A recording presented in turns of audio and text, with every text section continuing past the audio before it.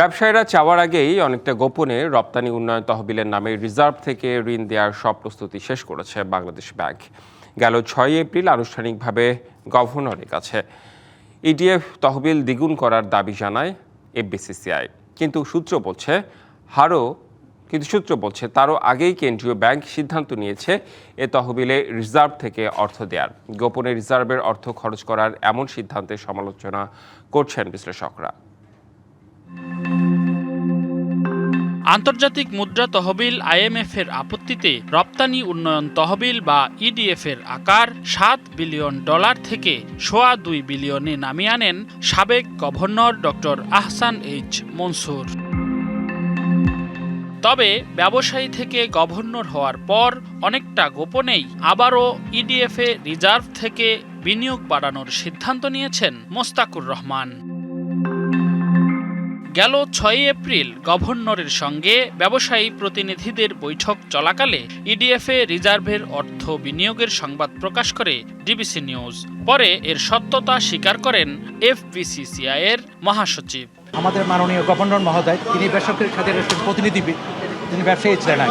একটা ফান্ড ছিল, আমরা export development fund IDF fund বলে থাকি। আমরা এটা কিভাবে ধীরে ধীরে আরো বাড়ানো যায় সে ব্যাপারে আমরা তাকে অনুরোধ জানিয়েছি। তিনি বলছেন আমাদেরকে কথা দিয়েছেন এটা আস্তে আস্তে তিনি বাড়াবেন। সূত্র বলছে ব্যবসায়ীরা আনুষ্ঠানিক দাবি জানানোর অনেক আগেই ইডিএফ তহবিল দ্বিগুণের সিদ্ধান্ত বাস্তবায়নের কাজ শুরু করে বাংলাদেশ ব্যাংক।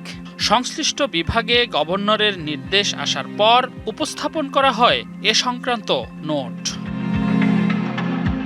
বিষয়টি অতি গোপনীয় রাখতে সংশ্লিষ্ট বিভাগকে আগের মতো প্রজ্ঞাপন না দিয়ে বিশেষ ব্যবস্থায় সিদ্ধান্ত বাস্তবায়নের নির্দেশনাও দেওয়ার কথা জানা গেছে। বিশ্লেষকরা বলছেন, মধ্যপ্রাচ্যে যুদ্ধের কারণে দেশে তীব্র জ্বালানি সংকট আর আমদানি ব্যয় মেটানোর চাপের মধ্যে রিজার্ভে হাত দেওয়ার সিদ্ধান্ত আত্মঘাতী। বৈদেশিক মুদ্রার রিজার্ভটাতে হাত দিতে হবে সবার শেষে, এটাকে প্রোটেক্ট করতে হবে।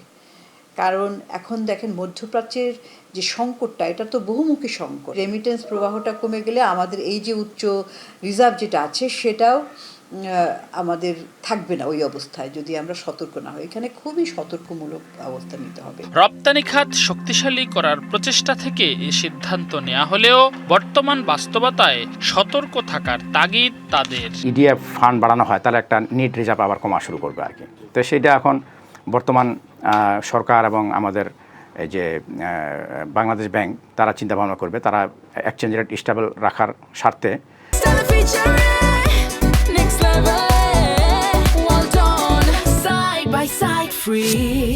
মানে রিজার্ভ থেকে যেন ফার্দার আর বেশি পরিমাণে যেন মানে ইডিএফ না দেওয়া হয়। এর আগে প্রজ্ঞাপনের মাধ্যমে ইডিএফ তহবিল বাড়ানোর সিদ্ধান্ত কার্যকর হতো। তবে এবার কেন তা বিশেষ ব্যবস্থায় করা হচ্ছে এ বিষয়ে মুখ খুলতে নারাজ বাংলাদেশ ব্যাংক। রেদওয়ানুল হক, ডিবিসি নিউজ, ঢাকা।